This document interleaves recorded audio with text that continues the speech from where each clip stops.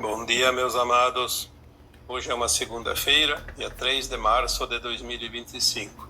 Como é normal ultimamente, nas segundas-feiras eu procuro responder algumas perguntas que me são feitas no canal do YouTube e que demanda uma resposta um pouco mais abrangente. Hoje eu trago aqui a pergunta de Deise Maria Marinho.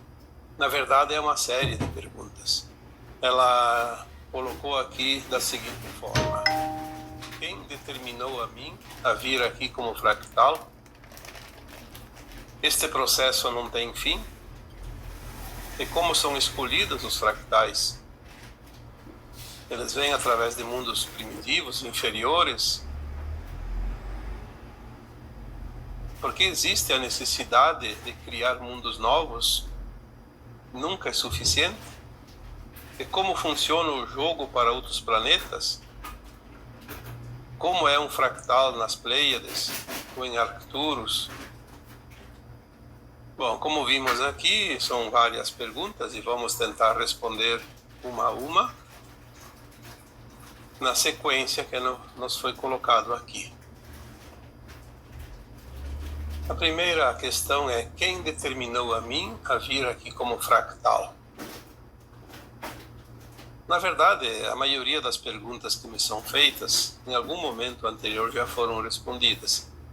Mas é óbvio que muitos não viram ou esqueceram.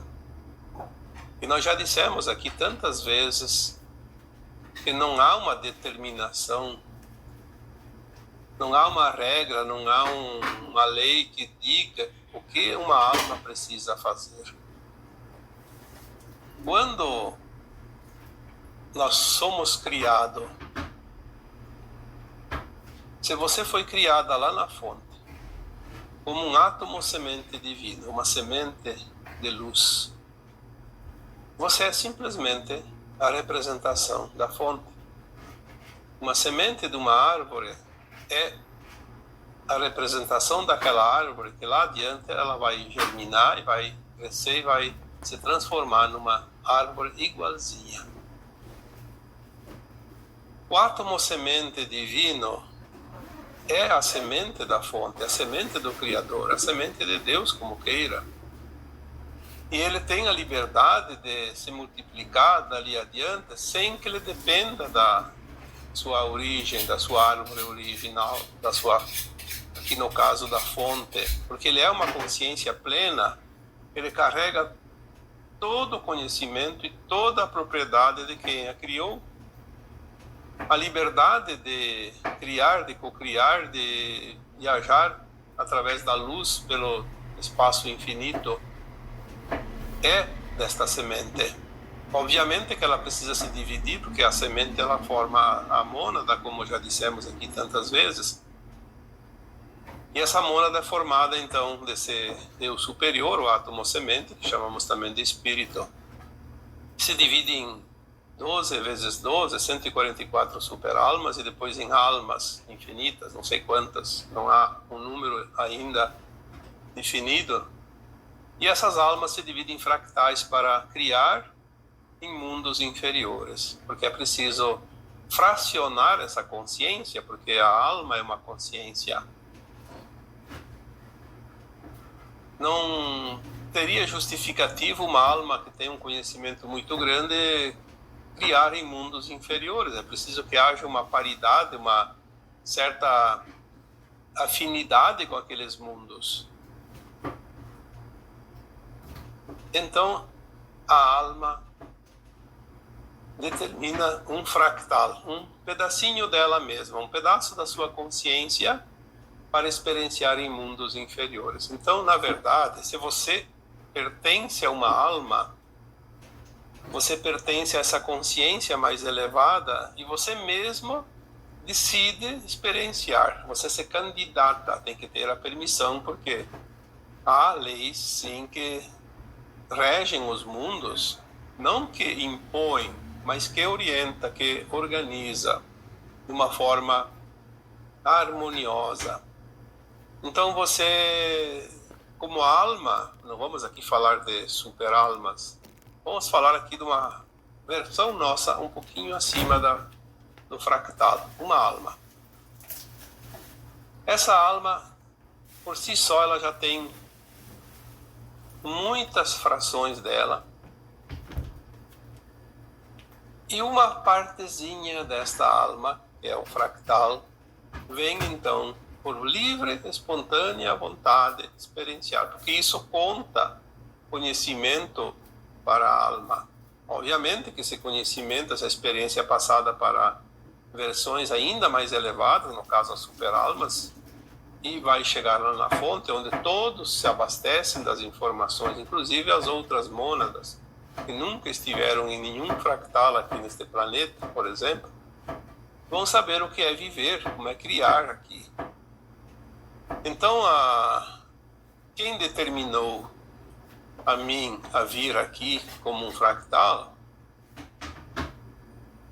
na verdade foi eu mesmo. No caso, você fez essa pergunta, então eu diria para você, Deise, você escolheu vir de livre e espontânea vontade e te foi permitida essa possibilidade, que é, de fato, um presente que te deram de poder estar aqui.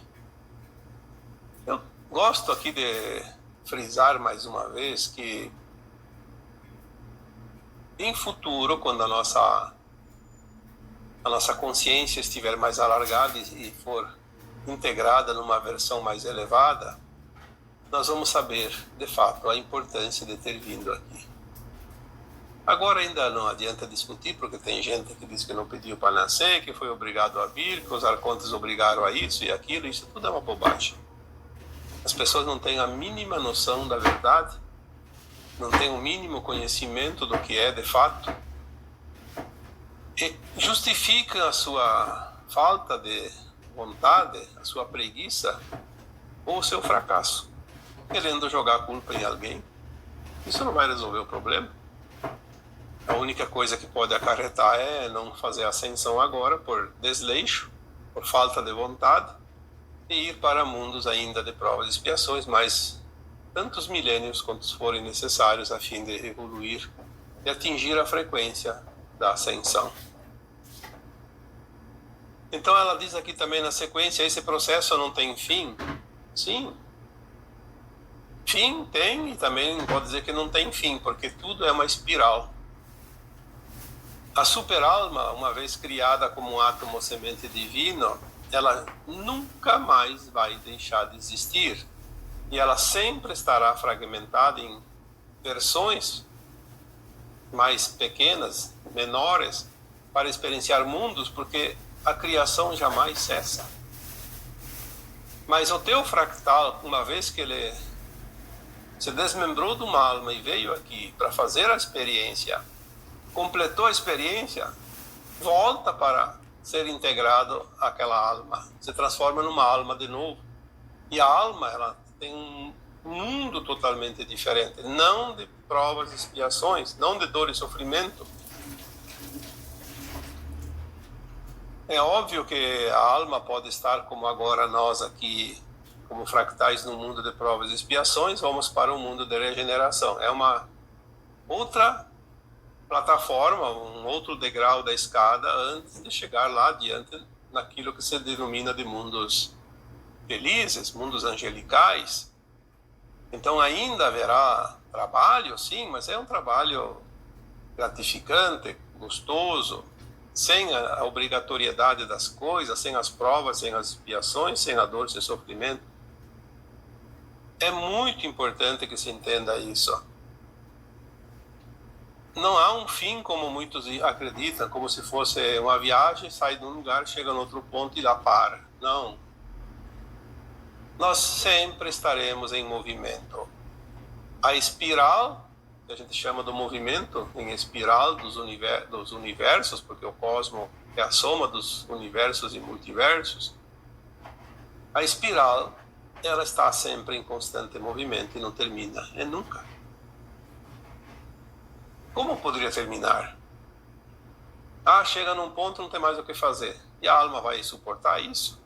O ócio eterno? O que faz uma água ficar pura é o seu movimento.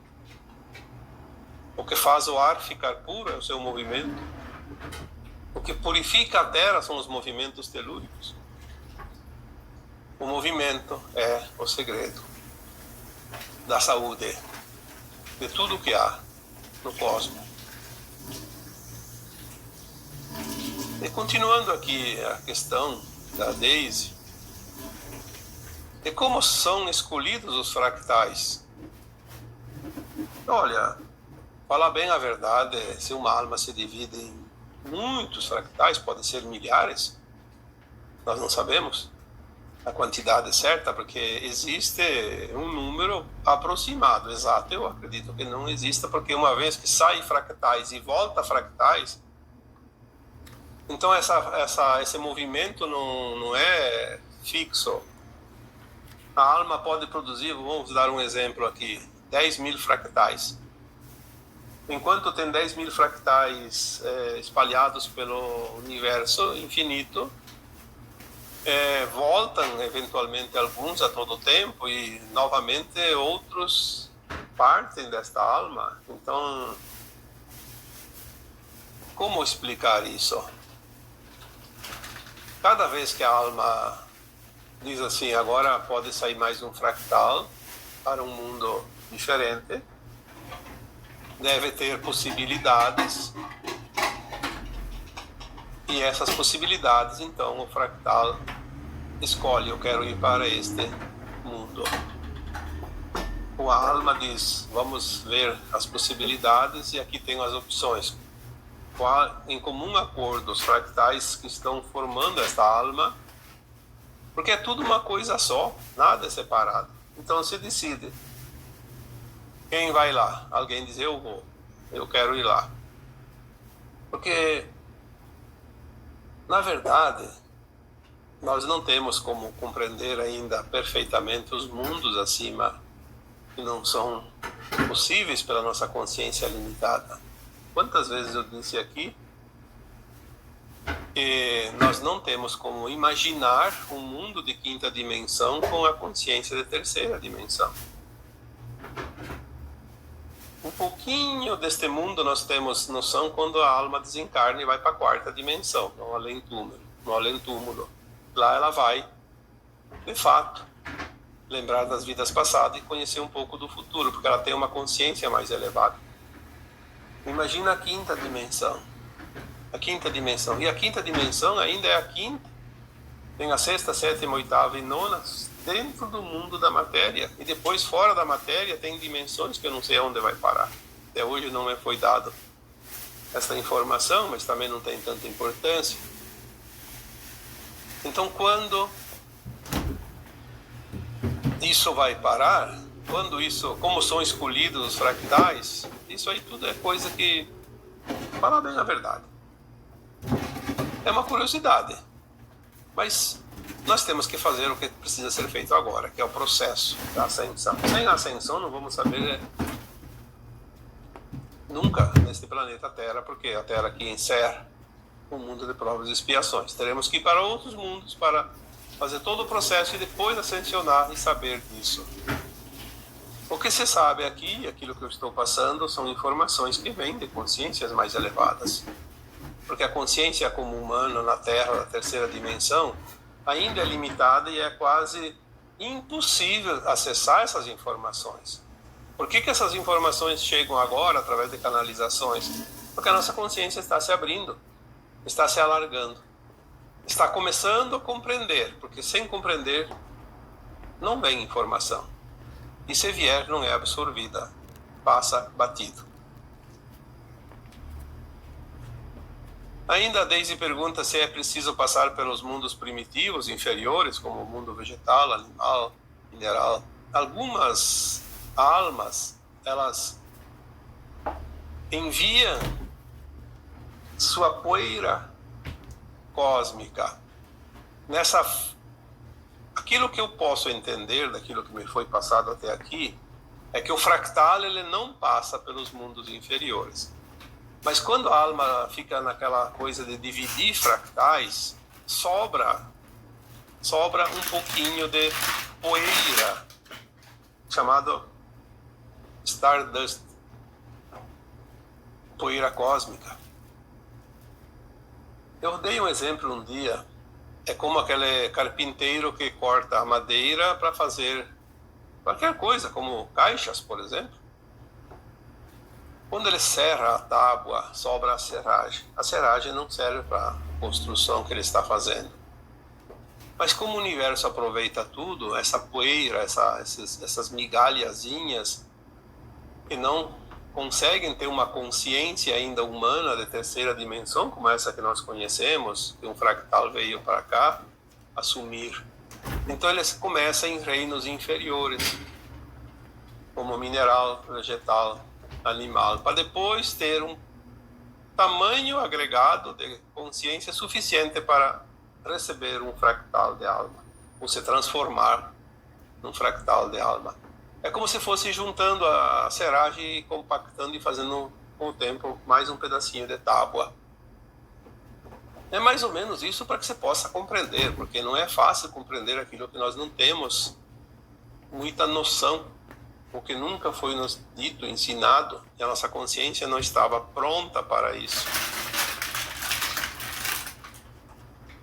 Na seguinte pergunta, a Daisy questiona: por que existe a necessidade de criar mundos novos?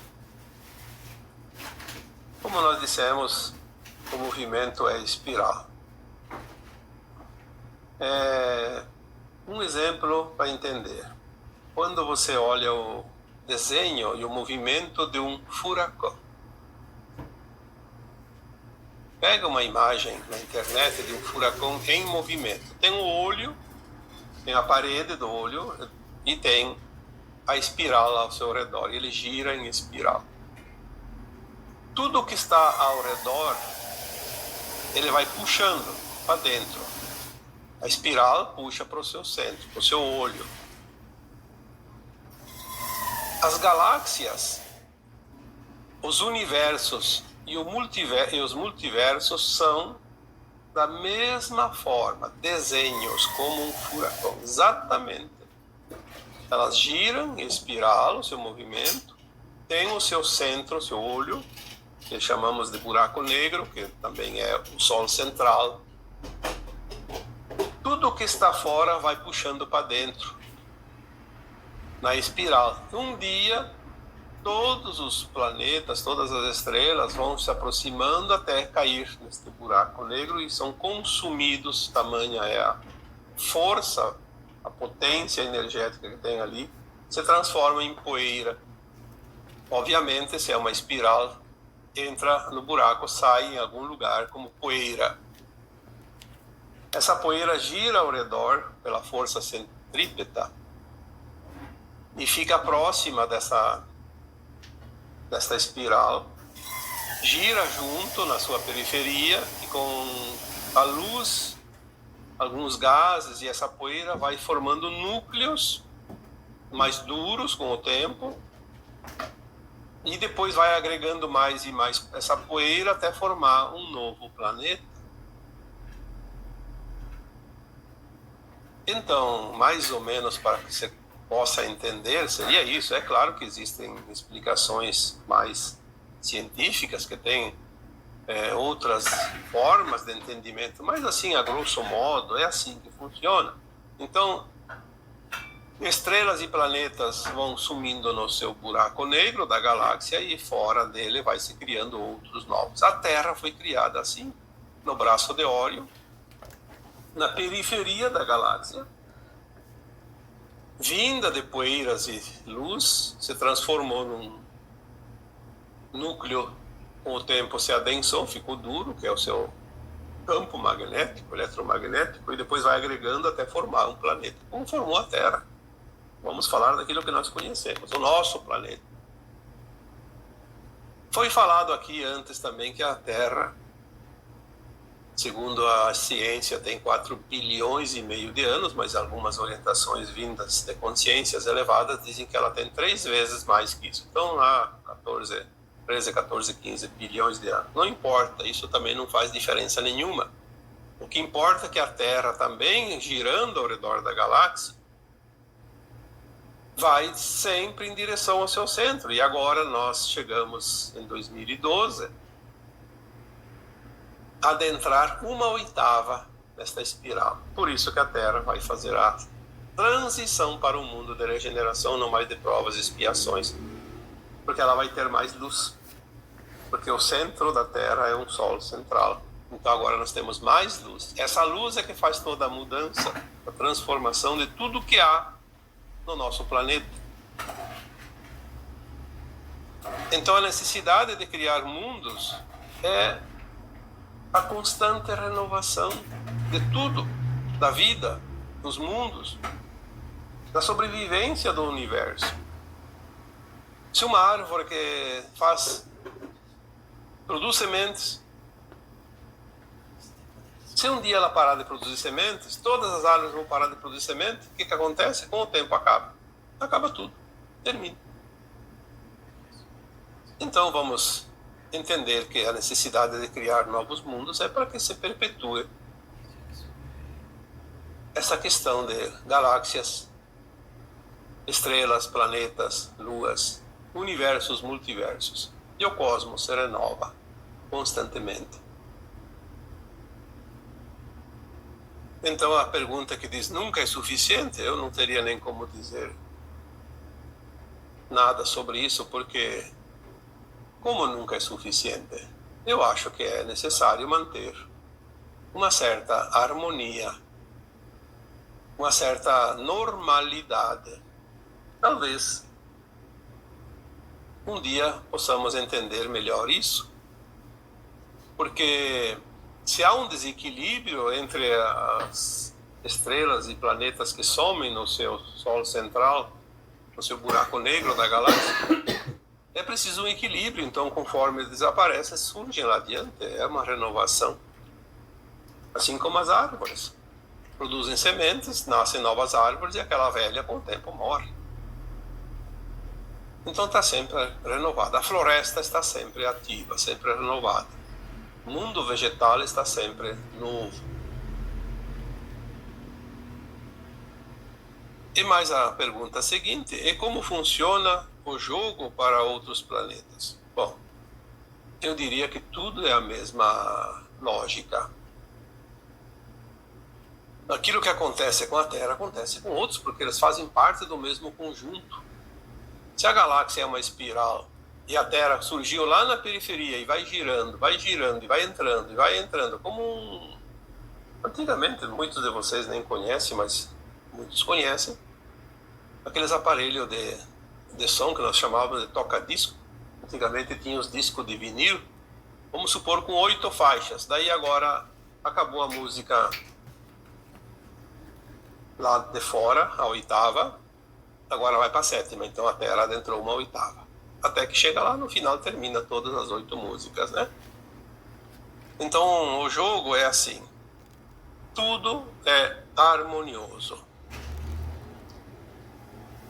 Nada que mexe aqui na Terra não influencia a galáxia toda. Por isso que quando há um movimento de um planeta, de uma estrela, tudo se move na mesma proporção, porque é assim que é harmonioso, é assim que é a harmonia, assim que é o equilíbrio das coisas.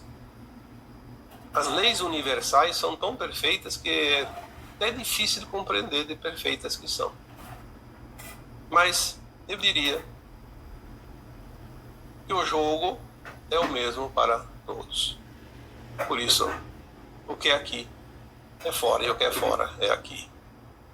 Como sempre dizemos, na verdade é uma frase dita por alguém que inventou isso porque descobriu isso de verdade. O todo está na parte e a parte está no todo. E a última pergunta da Daisy é: como é um fractal nas Pleiades ou em Arcturus? E eu diria em qualquer outro lugar. Olha, as Pleiades são mundos de 5ª dimensão acima. As Pleiades são 7 estrelas principais. Dizem que Sirius também faz parte, e o nosso Sol também faz parte, mas elas não incluem naquela seta que a gente pode pesquisar na internet e tem o nome de cada estrela, né? Alcione é o seu Sol central, porque é um grupo, é uma constelação, então ela tem também um movimento em espiral. Dentro da própria galáxia, é uma mini espiral. Mas se é mundos de quinta dimensão acima, eu acredito, pelo que eu entendo, que não há fractais em mundos de quinta dimensão acima. Ali já são almas. Porque a consciência é muito elevada, então não é preciso. Como é que um fractal vai ter uma consciência tão elevada? Então é uma alma. Quando a Terra passar agora para a quinta dimensão, nós não seremos mais fractais, nós seremos uma alma, porque nós seremos integrados a uma alma. Essa consciência que hoje é um fractal, é um pedaço, ela é integrada a uma alma. Uma versão nossa. E nós não vamos sentir diferença, apenas a nossa consciência vai se alargar tanto que a gente vai ficar surpreso. Como que eu sei tanta coisa? Como que eu entendo? Vou conseguir materializar, desmaterializar, vou conseguir viajar para os portais, por outros mundos através dos portais. Vai ser uma coisa fantástica. E para entender isso, eu coloquei já em postagens anteriores que a consciência aqui na Terra, do fractal, a consciência do nosso cérebro, da nossa capacidade cerebral, era 1%. Depois foi subindo até 2%. Então era 1, 2%. Também dei o exemplo que dizem que o Einstein chegou a 5%. Eu não sei se é verdade. Mas se ele chegou a 5% porque era um gênio, era o máximo que se podia conseguir num ser humano. Mas eu acho que teve outros cientistas, como o Tesla, por exemplo, acho que tinha mais que o Einstein. Só que o Tesla foi excomungado pela ciência porque os inventos deles não davam lucro para ninguém. Nós sabemos que a ciência é formada por humanos que têm interesses. Então Einstein desenvolveu algumas técnicas lá e servia para o sistema. O Tesla, tudo que ele criou era energia livre, era gratuito, e isso não dá lucro para ninguém, então não queriam saber dessas invenções. Mas enfim, por que eu estou falando isso? Para dizer para a Daisy, para quem ouve, que a Terra, quando atingir agora o final da sua transição, a nossa consciência, que estava 1, 2%, vai chegar a 79%. É uma informação que eu recebi um dia. Eu fiquei surpreso não com o tamanho, porque deu 1, 2 para 79%, mas pelo fato de ser 79%. Podia ser 80%, é mais fácil. 79% é a consciência da quinta dimensão. Aí com o tempo veio mais algumas orientações sobre isso, dizendo a nova Terra terá 5 faixas dimensionais: quinta, sexta, sétima, oitava e nona. Quando a consciência na nova Terra aumentar para a sexta dimensão, no nível da frequência da sexta dimensão, a consciência vai ser acima de 79, vai ser 80 e alguma coisa. Quando chegar na sétima, sobe mais, pode ir a 90. Na oitava, 90 e alguma coisa. E quando chegar na nona dimensão, na sua frequência, o seu cérebro, a sua constituição cerebral atingir o máximo, chegará a 100% na nona. E quando ela mantiver firmemente, sem baixar da nona, aquela consciência pode se elevar para a 10ª.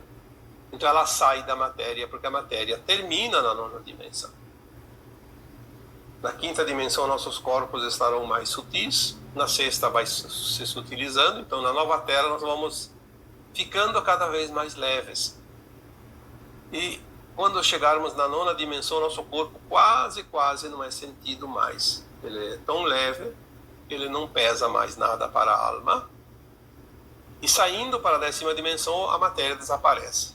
Fica apenas uma silhueta, um corpo de luz, uma forma humanoide, mas não material. Aquilo que eu sempre digo, não se consegue mais pegar com as mãos, porque ele não tem matéria. São coisas que nós vamos entendendo aos pouquinhos, para entender o jogo, como diz aqui a Daisy, como funciona o jogo nos outros planetas. A Terra vai ser um outro planeta. Um planeta de quinta dimensão. Não mais de matéria densa, de provas e expiações, de quase sombra. Vai ser um mundo mais iluminado. Mais luz, mais consciência. Assim é nas Pleiades, assim é Arcturus, e assim é em outros mundos e tantos. Quanto mais evoluído é o mundo, mais elevadas são as consciências que habitam naqueles mundos. Porque assim há uma sincronicidade de evolução. Tudo evolui junto. Porque as consciências ajudam o mundo a evoluir.